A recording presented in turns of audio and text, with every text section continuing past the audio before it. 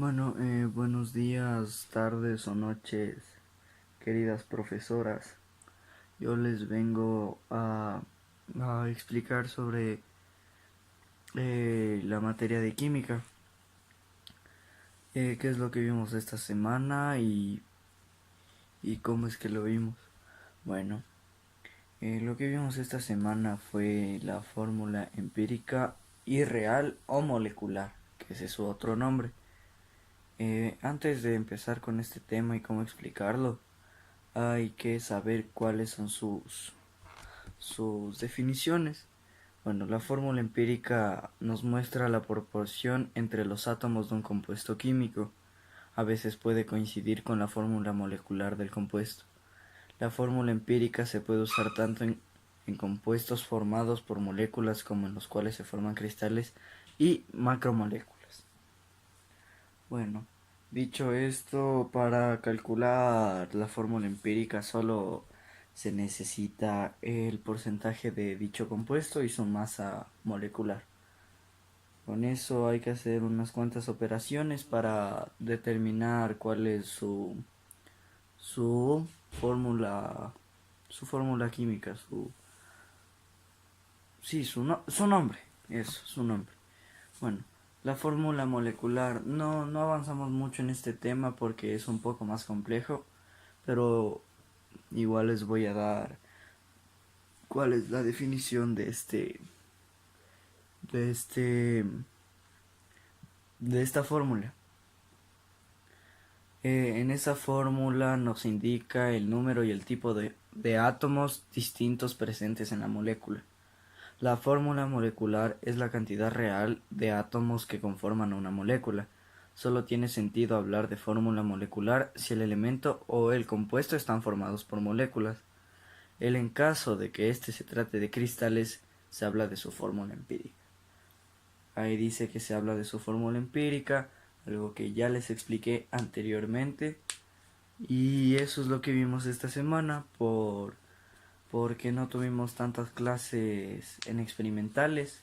Más bien tuvimos la prueba de biología y hicimos un trabajo de formación cristiana, y en formación cristiana también tuvimos la prueba de Operación Jesucristo. No tuvimos más chance de ver más materia, pero bueno, aquí les acabo de resumir todo lo que vimos. Tal vez me haya faltado un poco, pero es algo de lo que me acuerdo. Bueno, muchas gracias, profesores.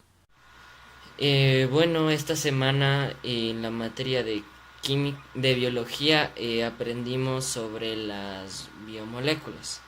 Las biomoléculas son moléculas que constituyen los seres vivos, que constituyen todos los seres vivos, son las más abundantes en los organismos son carbono, hidrógeno, oxígeno, nitrógeno, fósforo y azufre, que forma CHOMS.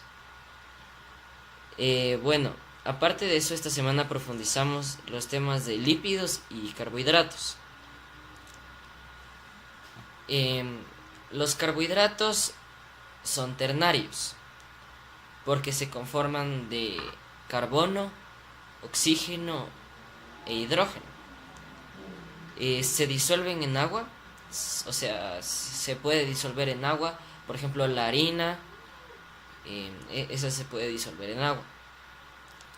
Son polares porque no tienen problemas para unirse con el agua, o sea, prácticamente se puede unir tranquilamente con el agua y no hay un rechazo hacia el agua, o sea, el agua es disolvente universal, pero sí se puede unir con este porque ya vamos a hablar más luego sobre sobre los lípidos, esos no se pueden juntar con el agua.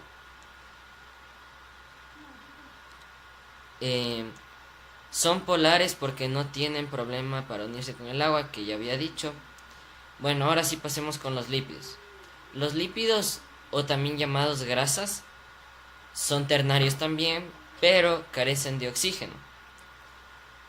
O sea, sí tienen oxígeno, pero en menor cantidad. Eh, lo que sí son anfipáticos, porque tienen menos oxígeno, eso. Y son hidrofóbicos, porque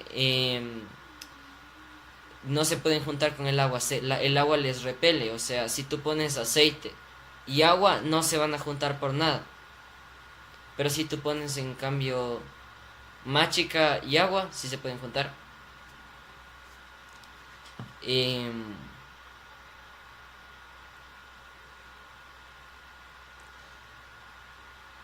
Los lípidos se pueden juntar, o sea, se pueden disolver en